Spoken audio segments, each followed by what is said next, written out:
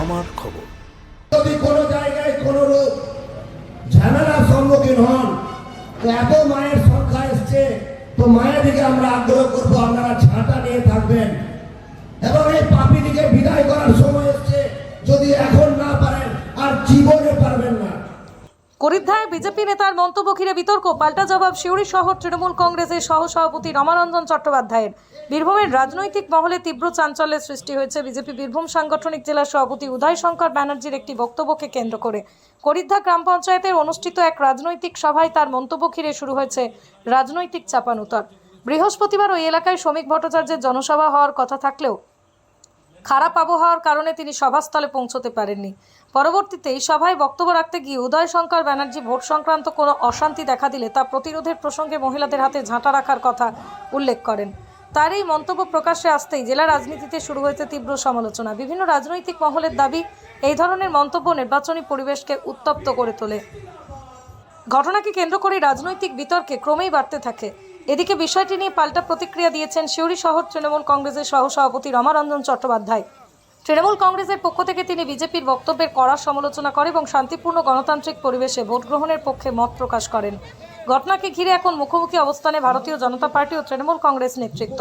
নির্বাচনের মুখে এই ঘটনাকে কেন্দ্র করে বীরভূমের রাজনৈতিক উত্তাপ আরও বাড়বে বলেই মনে করছেন রাজনৈতিক মহল। এবং যদি কোনো জায়গায় কোনো রূপ ঝামেলার সম্মুখীন হন, তো এত মায়ের সংখ্যা এসছে, তো মায়ের দিকে আমরা আগ্রহ করবো, আপনারা ঝাঁটা নিয়ে থাকবেন এবং এই পাপীদিকে বিদায় করার সময় এসছে। যদি এখন না পারেন আর জীবনে পারবেন না। মানে এই ভোট শুধু ভারতীয় জনতা পার্টির ভোটে জেতার জন্য ভোট নয়, এই ভোট হিন্দুদের অধিকার রক্ষার ভোট। যদি আমরা রক্ষা করতে না পারি নিজের ভোট, তাহলে কিন্তু 26-এ কিন্তু বাংলাদেশ হতে আর বেশি দিন সময় নেই। যেমন এটা রাজনৈতিক বক্তব্য নয়, আপনারা দেখেছেন ধুলিয়ান থেকে শুরু করে মুর্শিদাবাদ থেকে শুরু করে মালদা থেকে শুরু করে ডায়মন্ড হারবার পর্যন্ত কিভাবে অত্যাচারিত হয়েছে। আসলে দেখুন, আমাদের গোটা সিউড়ি বিধানসভা এলাকার মধ্যে একটি পঞ্চায়েত ভারতীয় জনতা পার্টির আছে। যদিও সেখানে আয়ারাম গয়ারাম দুরকম লোকই আছে জনতা পার্টির, ভারতীয় জনতা পার্টির। মানুষ এই পঞ্চায়েত ব্যবস্থার যে পরিষেবা, সেই পরিষেবা 2.5 বছর পঞ্চায়েত দিতে পারেনি। স্বাভাবিকভাবে আজকে সভাতে শ্রমিক ভট্টাচার্য আসার কথা ছিল, এটা আমরা শুনেছি, এবং হেলিকপ্টার দুর্যোগের জন্য আসতে পারেননি। গোয়ালিহারার মাঠেও আমাদের প্রথম দিন দেব আসতে পারেননি, কিন্তু মানুষের সমাগম হয়েছিল। আজকের যে সভা, সেখানে হেলিকপ্টার দেখার মানুষের ভিড় হয়েছিল। এবং এই যে কথা উদয়বাবু বলেছেন, এটা একটা সর্বভারতীয় দলের জেলা সভাপতির মুখের ভাষা হওয়া উচিত নয়। উনি একজন অ্যাডভোকেট মানুষ। আইন শৃঙ্খলা বজায় রাখাটাই প্রত্যেকটা রাজনৈতিক দলের কর্তব্য এবং কাজ।